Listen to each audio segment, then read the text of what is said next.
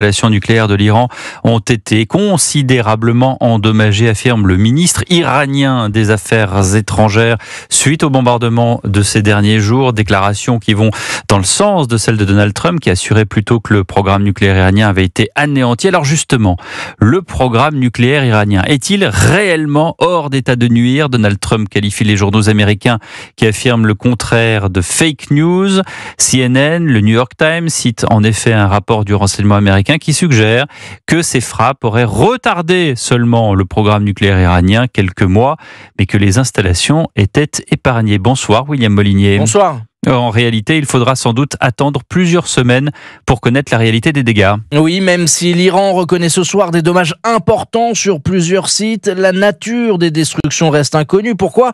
Eh bien parce que la majeure partie du programme nucléaire se trouve enterrée. Or, sur les images satellites des frappes, on ne voit pas l'intérieur des galeries. Impossible donc de savoir vraiment où se trouvent les 400 kilos d'uranium enrichi. Mais Donald Trump, lui, en est persuadé. Ils ont bien été détruits. Et c'est ce qu'il a affirmé aujourd'hui lors du sommet de l'OTAN aux Pays-Bas. Nous avons détruit leur nucléaire, complètement détruit même. Je l'ai déjà dit, l'Iran n'aura pas de nucléaire, nous l'avons fait exploser, il n'existe plus.